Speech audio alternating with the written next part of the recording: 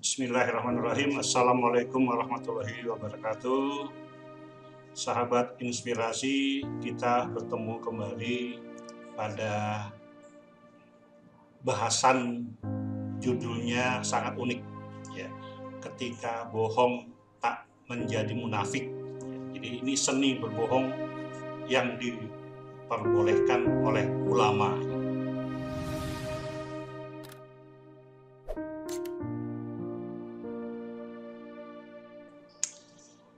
Bohong, sahabat, apa yang terlintas di pikiran kita ketika mendengar kata bohong? Mungkin kita teringat boneka Pinocchio yang hidungnya memanjang ketika berbohong. Mungkin juga dari kita ada yang teringat orang tua kita dan guru-guru yang selalu menanamkan nilai-nilai kejujuran sejak kita kecil. Namun seiring dengan bertambahnya usia, makin hari kita sering menganggap remeh kebiasaan berbohong. Mungkin ada dari kita yang menganggap bahwa satu kebohongan kecil gak akan ada artinya dan bisa dimaklumi. Padahal kita tahu bahwa kebohongan besar berawal dari kebohongan kecil yang dianggap remeh tersebut. Apakah benar bohong itu bisa membuat ketagihan? Apakah Anda percaya bohong bisa membuat ketagihan? Para ahli percaya bahwa bohong itu bisa membuat ketagihan. Apalagi setelah berkata bohong, Anda tidak ketahuan. Karena itu, banyak orang yang memelihara kebiasaan buruk tersebut, padahal kebiasaan berbohong memiliki dampak yang sangat buruk buat Anda. Apa sebab orang berbohong? Ada 4 sebenarnya, ya. Ada 4 yang menyebabkan orang berbohong. Yang pertama adalah berbohong untuk keluar dari situasi sulit. Bohong seperti ini yang paling banyak dialami setiap orang, seperti bohong yang otomatis, kecuali dia orang yang kuat imannya dan akhlaknya. Misalnya saja, Anda terlambat ke kantor karena bangun kesiangan. Apa yang Anda sampaikan kepada pimpinan? Apakah Anda mengatakan bahwa saya kesiangan, Pak? Ada kesiangan, bos? Ya, pasti Anda membuat cerita-cerita yang masuk akal, dan cerita itu adalah bohong. Ya, alasan itu adalah bohong. Begitu juga para remaja izin ke orang tuanya untuk belajar kelompok, padahal ia shopping di mall. Ya. Yang kedua, bohong untuk mencari keuntungan. Nah, sahabat, bohong yang kedua ini lebih berbahaya dibanding bohong yang pertama. Bohong mencari keuntungan ini terkait dengan kekuasaan, pangkat, jabatan, harta, atau kedudukan di masyarakat. Ya, begitu juga dengan jual beli. Pada saat kampanye pilpres, pilgub, pilwakot, atau pileg, ya, kebohongan ini akan muncul sebab tujuan mencari keuntungan adalah untuk mendapat kekuasaan. Orang yang ingin mendapat keuntungan biasanya tak akan pernah puas dengan sekedar berbohong, tetapi yang bersangkutan akan menghalalkan yang haram dan segalanya. Ya. Maka berhati-hatilah sahabat, ini sangat berbahaya. Jangan sampai sahabat tergelincir dengan cara-cara seperti ini. Yang ketiga adalah bohong untuk menyakiti orang lain. Adakah bohong yang seperti ini? Ya Allah, kok ada ya orang berbohong untuk menyakiti orang lain? Ini hanya perbuatan orang-orang yang iri dan dengki. Membenci orang lain, lalu berbohong agar orang lain yang dibenci tadi jatuh dalam kesulitan dan musibah. Ini adalah tujuan orang-orang yang iri dan dengki. Termasuk merusak kehormatan seseorang dengan berita-berita bohong. Bohong seperti ini sangat parah, ya. Dan teman-temannya yaitu setan menunjukkan kemahirannya dalam mengelola kebohongan. Dan yang keempat adalah bohong tanpa alasan yang jelas. Sahabat, salah satu bohong yang tanpa alasan ini adalah berbohong pada dirinya sendiri dengan cara berpura-pura diri menjadi hebat, berpura-pura menjadi kaya, berpura-pura sukses, ya, dengan cara apa? Dengan cara mengubah image dan citra diri di masyarakat. Tujuannya agar mendapat pujian dan kehormatan di kelompok, komunitas, dan masyarakat. Ini ada dampak buruk berbohong.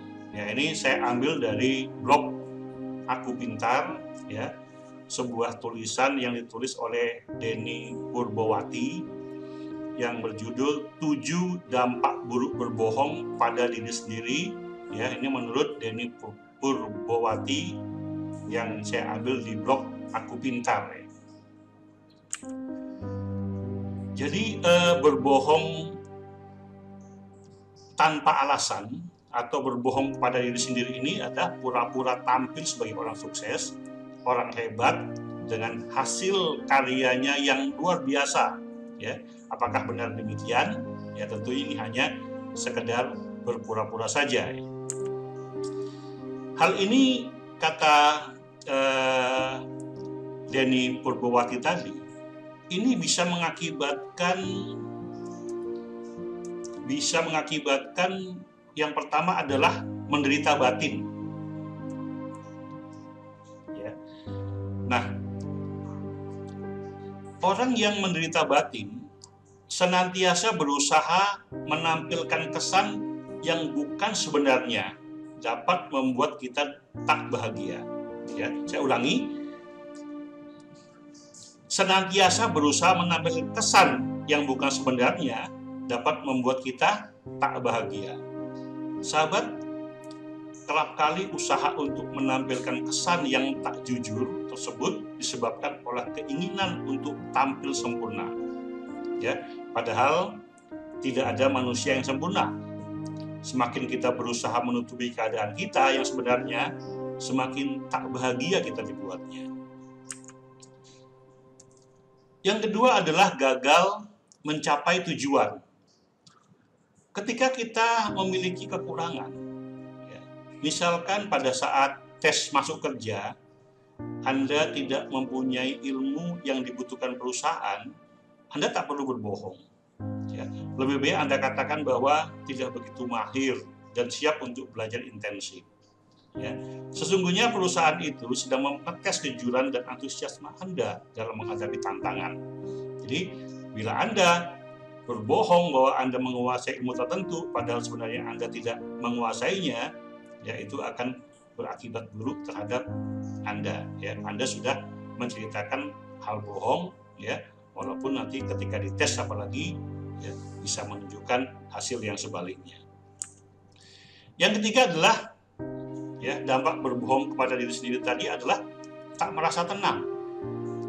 Salah satu alasan orang membuat image yang baik adalah demi pujian. Misalnya rajin menolong orang agar dikenal sebagai sosok yang ringan tangan dan baik hati. Ya, jadi tenaga dan waktu pun dicurahkan demi pujian. Bagaimana kalau tidak ada yang memperhatikan? Bagaimana kalau tenaga dan waktu terbuang percuma? kekhawatiran seperti ini akan menghantui. Ya, sahabat pasti tahu jawabannya.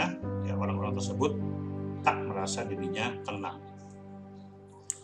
Yang keempat, mudah kecewa pada kritik. Ya. Berharap pada imbalan, salah satunya berupa pujian, tak hanya membuat cemas. Lebih buruk lagi bila imbalan tak diperoleh, justru kritik yang didapat. Ya. Padahal tak semua kritik itu selalu buruk.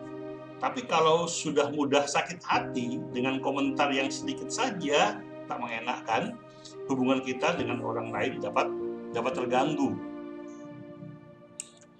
Dan yang kelima adalah mencemaskan pandangan orang lain. Nah, ini dampak membohongi diri sendiri tadi adalah mencemaskan pandangan orang lain. Dampak mencitrakan diri dari yang sesungguhnya adalah mencemaskan apa yang dipikirkan orang lain. Ya, terlalu mencemaskan pandangan orang lain membuat kita terlalu banyak berpikir. Setiap hal yang kita lakukan atau putuskan akan dipikirkan terlebih dahulu dari sudut pandang semua orang. Padahal tak semua hal dalam hidup kita selalu terkait dengan orang lain. Jadi kita selalu melihat apa yang orang lain pikirkan terhadap kita. Padahal belum tentu mereka juga memikirkan kita dan lain-lainnya. Yang keenam adalah kehilangan jati diri.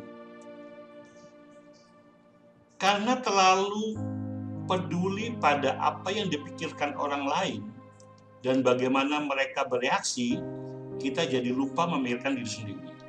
Misalkan sahabat memilih hobi bersepeda karena teman-teman suka dengan hobi yang lagi tren tersebut.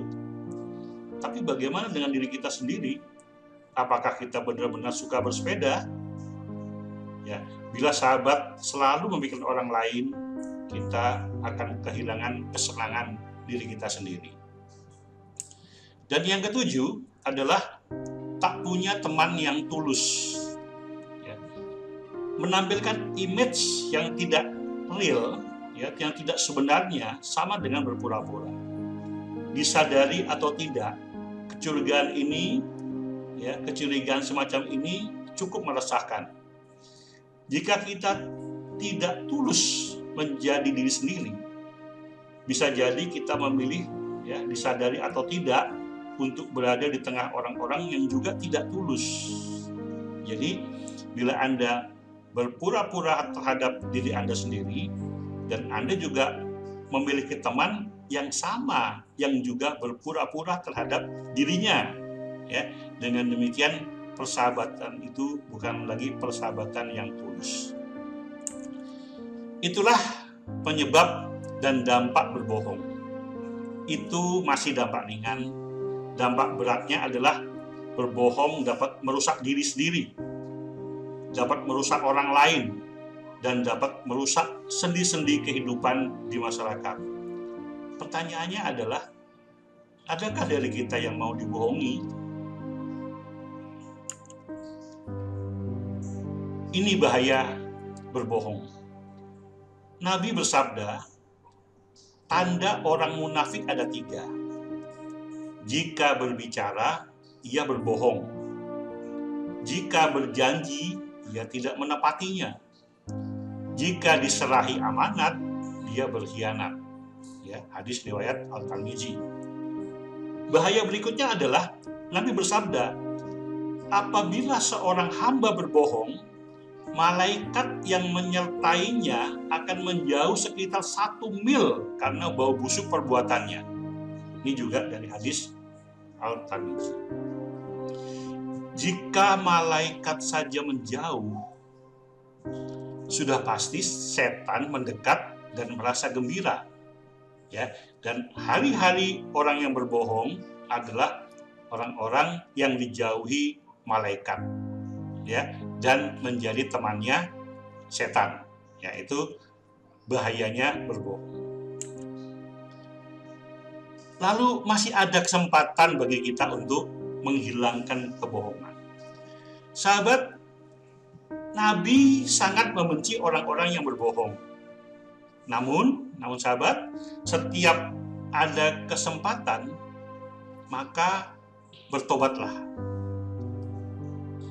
Kita bisa berdoa kepada Allah. Ya Allah, aku bertobat padamu.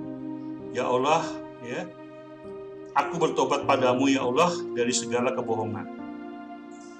Aku berjanji padamu ya Allah untuk tidak lagi berbohong setelah ini. Jadi gunakanlah setiap kesempatan. Kita tidak tahu ya kapan sewaktu-waktu kita akan diambil oleh Yang Maha Kuasa. Ya, kita berharap sebelum ya diambil oleh Yang Maha Kuasa, kita sempat bertobat dan menghilangkan kebiasaan-kebiasaan berbohong itu sendiri. Adakah bohong yang diperbolehkan? Jawabannya ada. Ya, ini rahasianya. Namun sebelum itu, tarik nafas dalam-dalam dan hembuskan. Ya, tenangkan hati Anda. Ini ada buku yang saya baca dari karangan Dr. Amir Khalid, ya, motivator Muslim dunia, ya, berjudul Buku Pintar Akhlak. 3 berbohong yang dibolehkan ulama yang tidak membuat Anda menjadi munafik. Ya, ini kata buku Pintar Akhlak tadi, ya, kata Dr. Amir Khalid tadi ya. Pertama, bohong dalam perang. Perang adalah tipe muslihat. Untuk itu diperbolehkan berbohong untuk strategi dan siasat. Gak mungkin juga kita jujur dengan kondisi berapa jumlah pasukan kita, perbekalan dan amunisi yang disiapkan. Ini sangat berbahaya bila diketahui lawan tentunya. Yang kedua, saat mendamaikan manusia. Bila ada 2 teman kita yang sedang bertengkar, berbohong diperbolehkan untuk maksud mendamaikan 2 orang yang saling bermusuhan tersebut. Ya, misalnya Anda mengatakan kepada pihak pertama bahwa dia nggak ngomong jelek tentang kamu kok, yang bagus-bagus saja yang diceritakannya, ya, walaupun sebenarnya dia mencela orang itu. Dan di pihak kedua pun kita bisa mengatakan hal yang sama. Ya, jadi ketika ada teman yang sedang bertengkar, ya, jangan diceritakan hal-hal yang buruk, bisa tambah bertengkar, ya, tapi ceritakanlah hal-hal yang baik tentang musuhnya tersebut, orang yang diajak bertengkar tersebut. Supaya apa? Supaya dia berpendapat, ya, orang yang dimusuhinya tersebut masih berpikir positif tentang dirinya. Kebalikannya juga demikian. Jadi untuk itu kita boleh berbohong, ya, dengan niat adalah untuk mendamaikan teman kita yang sedang bermusuhan. Dan yang ketiga adalah, ini lebih hati-hati nih ya, berbohong kepada istri. Ya, bolehkah berbohong kepada istri? Nah, berbohong kepada istri di sini maksudnya bukan mengkhianati istri dan membohonginya. Ya. Berbohong di sini adalah berbohong yang membuatnya senang. Misalnya, gila, bangun tidur saja kamu kelihatan cantik, ya, padahal yang sebenarnya kan nggak demikian, ya. Atau sambil nyeruput kopi, ya, kopi buatan istri, Anda memujinya, ya, misalnya saja, wah, nikmat banget kopinya, kalah nih kopi di Starbucks, ya. Nah, milikilah seni berbohong, ya, tapi Anda jangan lupa berniat untuk kebaikan. Jadi berbohong dengan niat kebaikan, yang tadi pada saat berperang, yang kedua pada saat ingin mendamaikan teman, ya, dan yang ketiga adalah berbohong untuk kebaikan dan menyenangkan istri, itu diperbolehkan oleh sebagian ulama. Ya, sahabat inspirasi, nasihat ini disampaikan terutama buat saya sendiri, keluarga saya, dan untuk sahabat-sahabat semua. Yuk kita pegang nilai-nilai kejujuran dan jauhi perilaku berbohong. Ya, demikian, mohon maaf bila ada kekurangan. Terima kasih. Wassalamualaikum warahmatullahi wabarakatuh.